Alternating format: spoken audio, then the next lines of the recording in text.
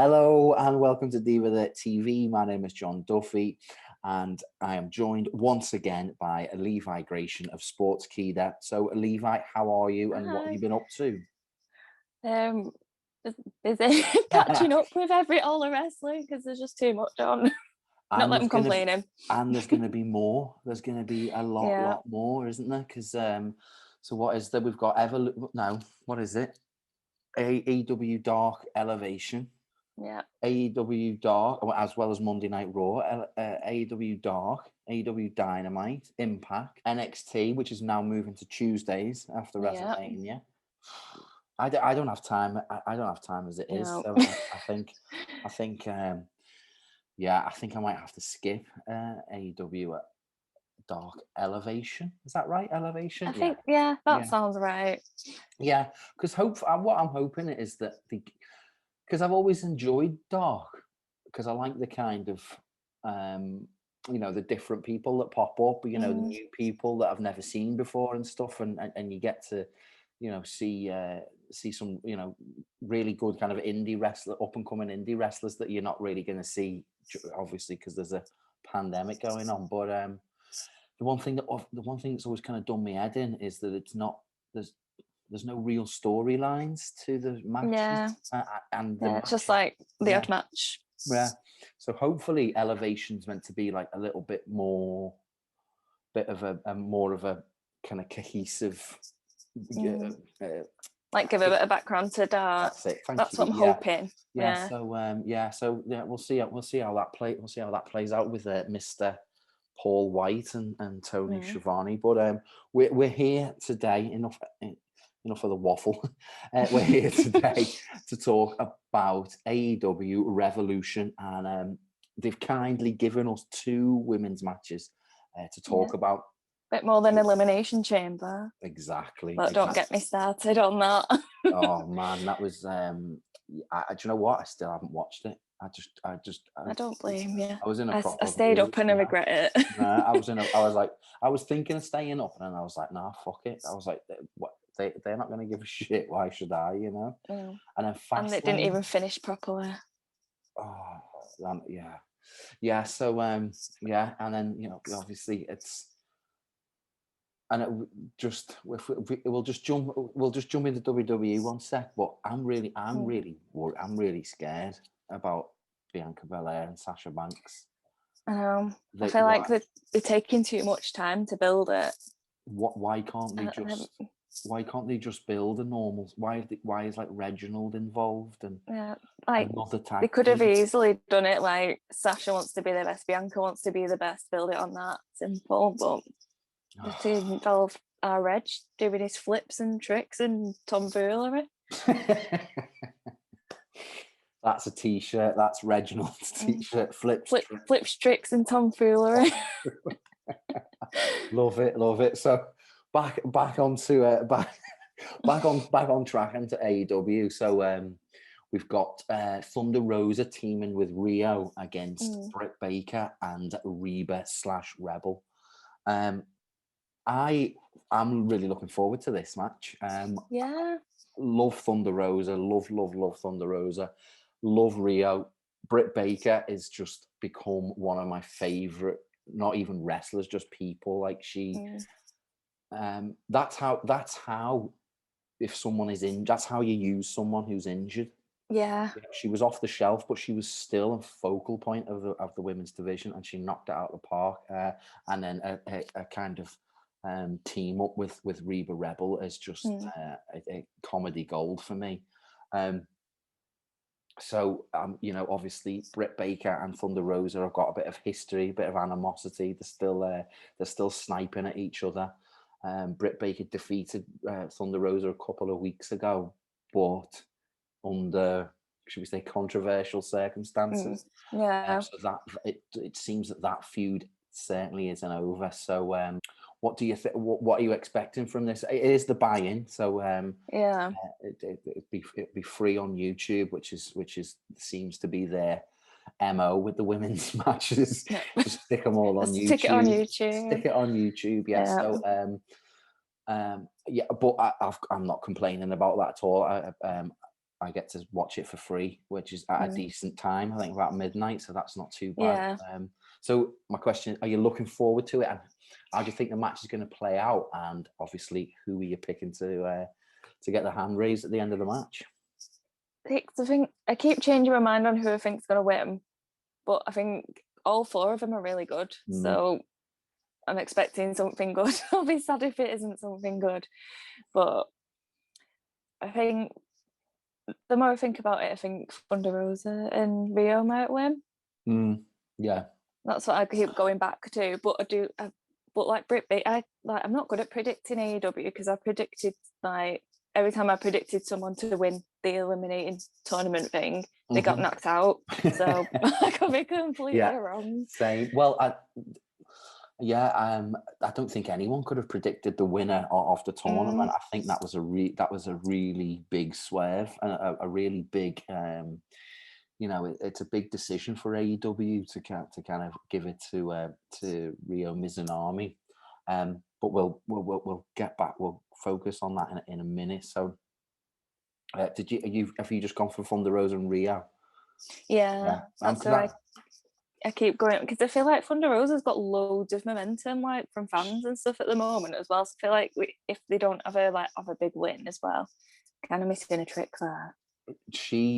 Thunder Rosa's got to be one of the most one of the MVPs of the kind of past 2 years. I think she's found this she's carved out a niche for herself, and she's just absolutely killing it. She's I was a big fan of her as Cobra Moon back in Lucha Underground. Were you a Lucha Underground fan? I've gone back on bits of it, but not when it was going. Oh, I was addicted. Mortal Kombat, wrestling, and kind of grindhouse cinema. It's my 3 favorite things of all time. So I was addicted to Lucha Underground. But yeah, she was in a faction. What were they called? Anyway, they were all Luchasaurus was in them.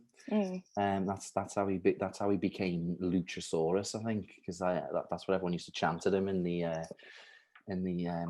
what was it called? Not the Aztec Dome. Oh. I thought you were going to say in the Asda then. In the Asda, Smith Down Road, Asda. Yeah. Do you call it Asda or the Asda? I call it Asda, but in Liverpool, I grew up in Manchester. Yeah.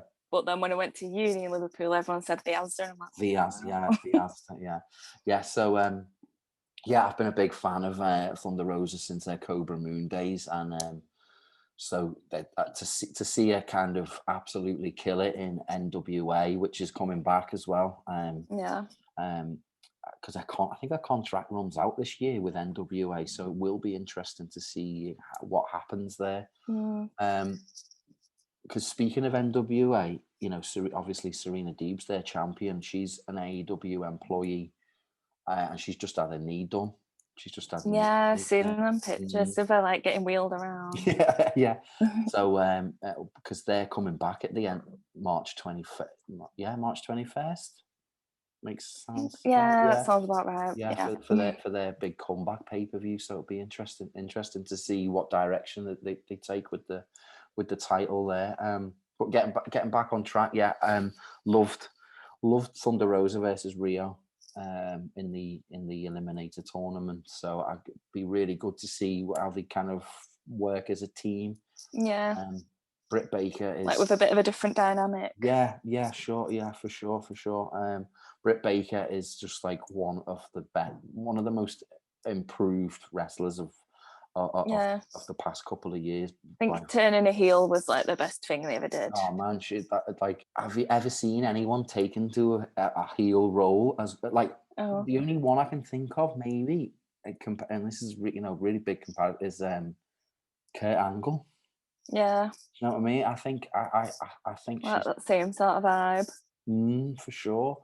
Yeah. So I don't know. I can see her and Rebel using a few backhanded antics throughout, but I think you've hit the nail on the head. I think we're going to see Thunder Rosa and Ryo get their hand raised, and I do think there's going to be a bit of shenanigans. Defo shenanigans. Defo shenanigans. That's another t-shirt.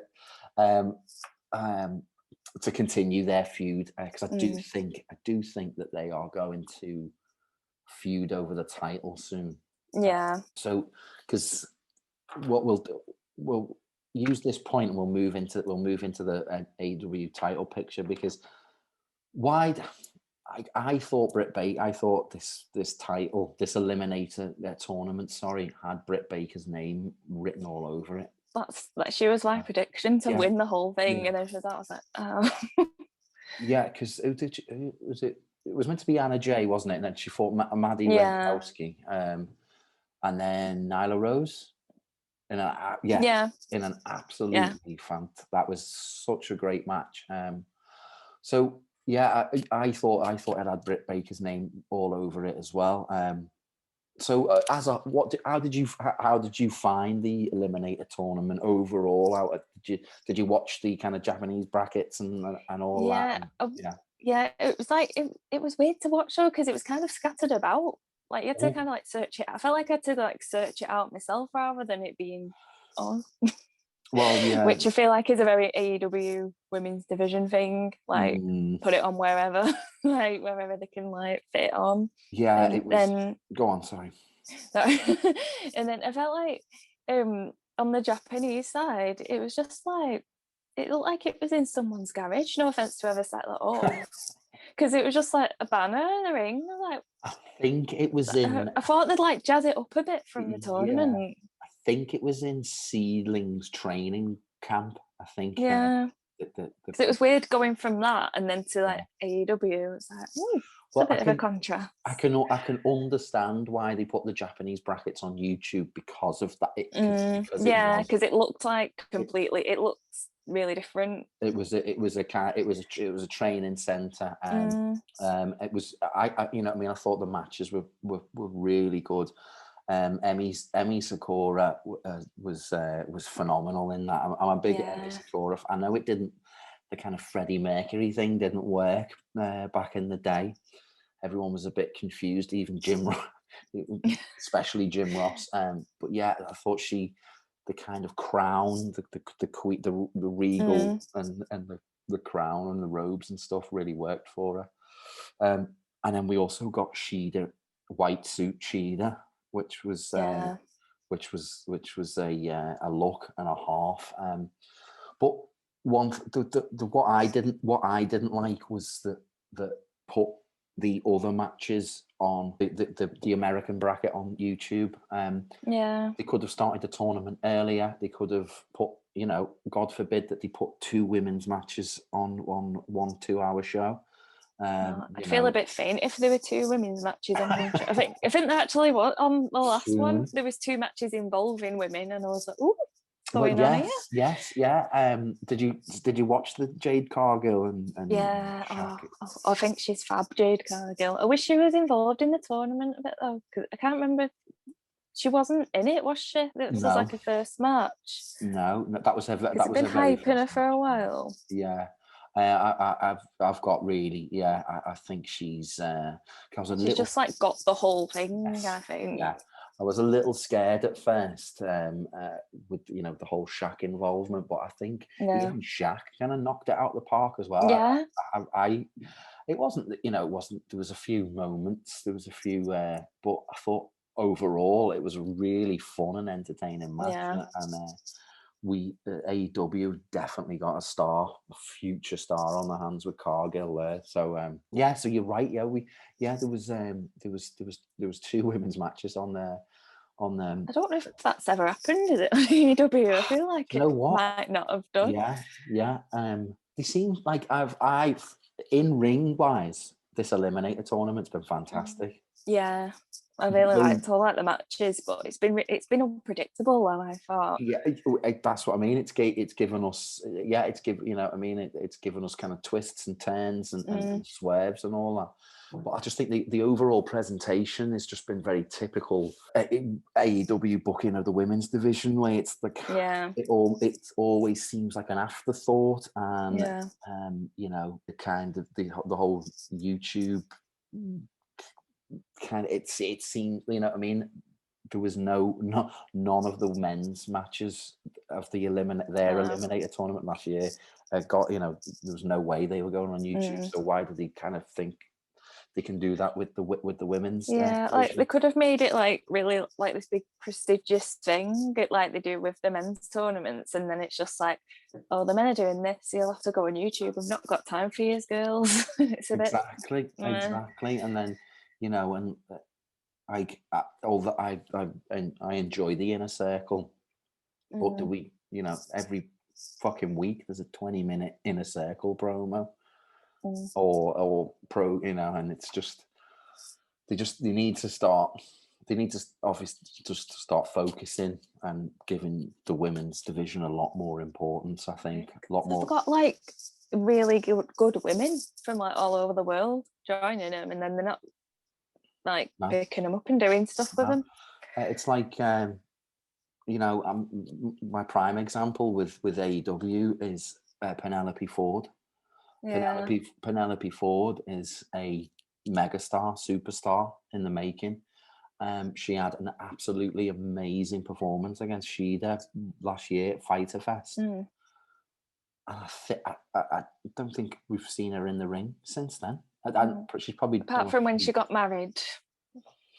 Do you know, I love a wrestling wedding. Yeah, it's like an Emmerdale wedding, and there's something and kicks off. There's always there's a kickoff. There's Miro seems to pop up in a lot. There's always and a wedding cake fiasco. So it's always on someone's head, the wedding cake. An Emmerdale wedding, that's the Americans won't understand that. Emmerdale's a soap set in a farmland. It's like in the Yorkshire Dales. In the Yorkshire Dales, yeah. In a village where like no one has a peaceful day in this village. If it was in real life, that village would be the house prices would be very low in that village if it was real. That's what I always think. They would, yeah. But so Penelope Ford should be in the ring as much as she can, improving, giving us when was the last storyline in the women's division of AEW? Can't think of. I think when Britt Baker had the thing kicking off in a dentist's office. That one stands out to me, but not much actually stands out. So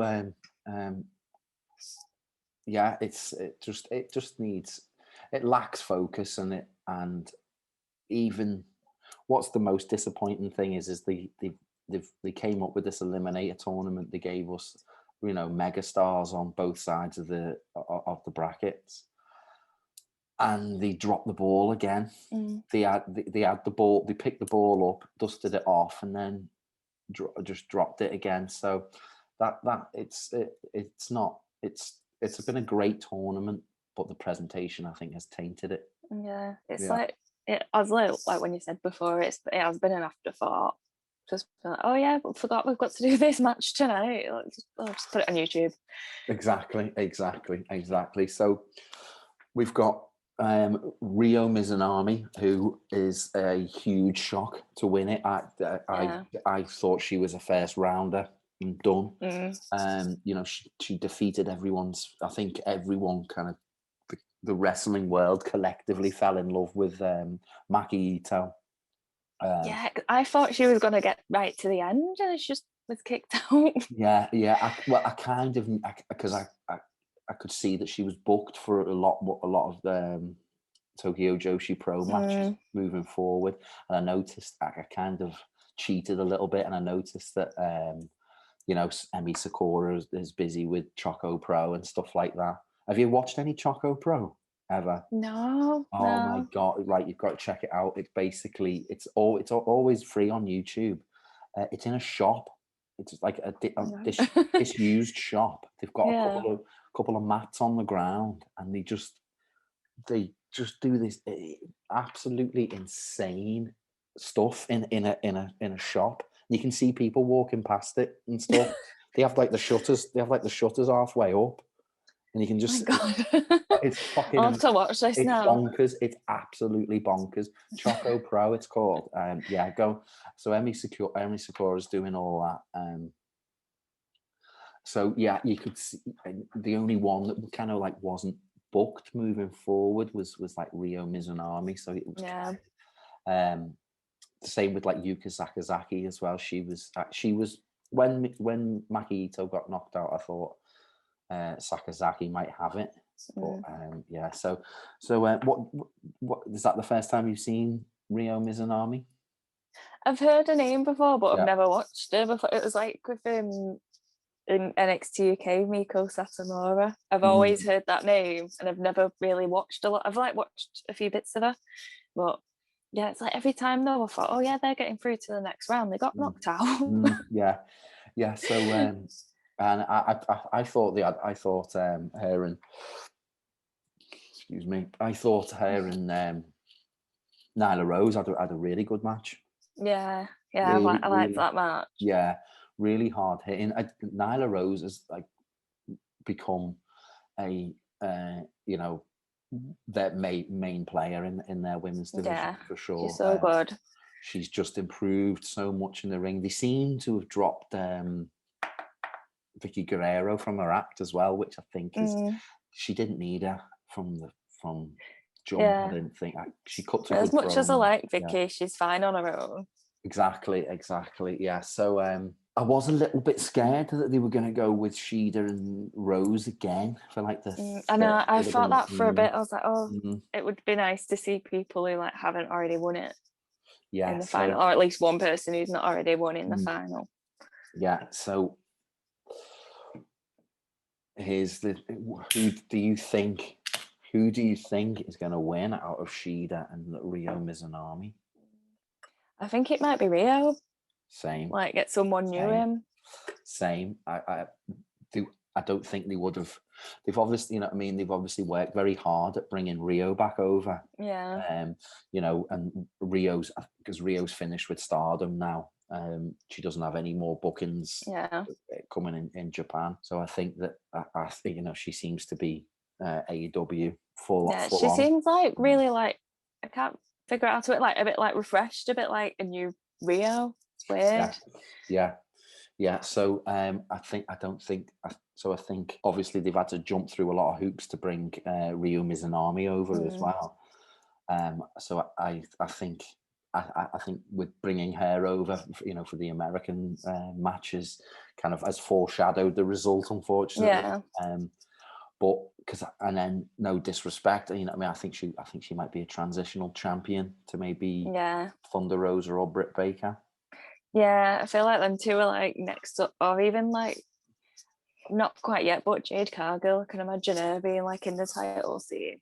She needs like before the end of the year. Yeah, she needs to be. She's definitely got that look for sure. You put the belt on her, and you know, I think people are gonna stand up and take notice, aren't they? I'm just like I'm still obsessed with that when she was pinning Red Velvet and flexing at the same time and like holding a pose. I'm like, how are you doing that? Because I listened to a podcast before I'd watched the matches, and someone was saying that she was kind of posing too much. She was doing like the kind of Mortal Kombat like video game thing of all the taunts. But I was like, fuck it, man. She was, you know, it works. Yeah. She looked like $1 million. So it's gonna be I think Ryo Mizunami is gonna leave. Is gonna defeat Shida, as much as it pains me to say, because I love Shida. I'm a massive Shida fan. I think she's been the best champion that AEW have had. Yeah. And I just think nothing to do with her, but I think they've just wasted her. Yeah, it feels like it's like she's really good and everything, but that range it feels like it's gone a bit stale. Like towards the end, like ready, like I feel like everyone's ready for a new champion now.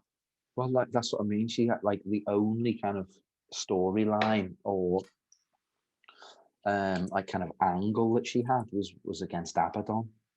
Yeah, where like Abaddon bit her neck and stuff like that, and unfortunately that just didn't work either, did it? As well, because I thought they were going to go somewhere with that, and then it just kind of fizzled out. It was and they seem to have maybe not hit the reset button, but they obviously kept her off TV. This Abaddon, they kept Abaddon off TV for quite a while. So I don't know where, but she's back. She was back on Dark. I think she's fighting Renee Michelle. But it's unfortunately I think Shida's been used quite poorly as a champion, which is a shame. But I do, I do think she'll continue to be a strong foe. She's their most consistent performer by far. Yeah, in the women's division, maybe even in the company. Yeah, she's really good. But like, I feel like that reminds me of like Asuka with the Raw Women's Championship, like one of the best people in the company, and then she's just walking around with a championship and nothing to do, like doing nothing with it. I'm like, just do something with him. I get emotional over the Asuka, the treatment of Asuka this past 6 months. It's been atrocious. It's been and then what they've done moving forward. Obviously, I understand she was off TV because she got her teeth booted out. Yeah, I saw that up close. It looked really painful. Do you know what I loved though? I absolutely loved seeing. You could see Shayna Baszler go down and check on her straight away. Yeah, because I think that's the first time like she seems to have like injured someone, Shayna, because she's really safe. She's very. I've noticed. Yeah, and she. Yeah, you're right. Yeah. She was. She was. Oh no, she got clocked by Charlotte, didn't she? Charlotte nearly like kneed her head off. So you very good comparisons between Shida and Asuka's kind of title reigns, very apt, I think. Yeah, where they've both been like kind of criminally underutilized. So that kind of brings us to the end of like the preview and predictions. We're both going with Thunder Rosa and Riho on the buy-in. Is it buy-in? Yeah, buy-in. Yeah. Pre-show thing, and then we're both going with Ryo Mizunami to leave AEW Revolution as the new and fourth AEW Women's World Champion. So if you agree, disagree, let us know in the those tippity-tappity comments below. Like, subscribe, hit the notifications button and all that lovely stuff. Let us know what you think of the video. And we've even been discussing, even though I started it in January, it kind of slipped away, but me and Levi have been discussing doing a kind of a weekly roundup every kind of like Saturday or Sunday. So if you are interested in that, let us know in the comments below as well. And then how far are we away? 2 weeks, another pay-per-view. Yeah, 2 weeks. I was just thinking it's 2 weeks till Fastlane. So like you've been doing these videos since Royal Rumble, and like we've done this is like 4th or 5th now. Yeah, it's been Royal Rumble, Elimination Chamber. I feel there's been another one. There was NXT. Oh yeah, Takeover. NXT Takeover. Yeah, and then we've got Fastlane. And then there's another Takeover just before WrestleMania. That's like I think there's wrestling. There's something on like every day. That's it for a week. Yeah, you know what I mean. We've got a lot. We've got a lot of stuff as well. Io Shirai versus Toni Storm, isn't it, next week? I'm looking forward to that. I'm looking for. Do you think we see a Toni Storm title win? I do. I've got a feeling it might happen. I'd like to see it happen. But then I'm not ready for Ryo Shirai not to be champion because I love her. Same. But I can see her getting called up pretty soon, or called over pretty soon. So we'll see how that plays out. But if you're up for it, we'll do the weekly roundup videos as well. Kind of like what we've done today, where we have kind of jumped around a little bit. We've gone from AEW to AEW, WWE, Emmerdale, everything. Asda as well. Yeah. I absolutely love it. Yeah. So yeah, we'll see you on March 21st then. Okay, for Fastlane. That's going to come around really quick. I know. Hopefully there'll be more than one women's match. Well, yeah. I think before I kick off again. I know. Well, that's what I mean. Let's just go on a rant again, because you can tell that the kind of Lacey Evans pregnancy thing has really cocked up their plans, hasn't it? Yeah. Turned out she was meant to win at Elimination Chamber as well. Well, I think that's what it was going to be. Ric Flair involved and trip of the leg and all stuff like that. Yeah. I saw he was meant to he wanted to be in the match, but he couldn't get cleared. So we were just going to interfere or something. We don't need to see Ric Flair involved. We don't need to see Ric Flair. As much as I love him, we don't need to see Ric Flair. We don't need to see him in a kind of over-sexualized angle. And we certainly don't need to see him in the ring. Yeah, I just keep thinking, I bet her daughter so many questions. I hope she don't go home and ask if Ric Flair's a sibling's dad. Oh God. Yeah. That's it's going to be an awkward conversation. So yeah, until March 21st, which is in 2 weeks, we shall bid you farewell. So until then, take care, take it easy, and look after one another. Okay, bye. Bye.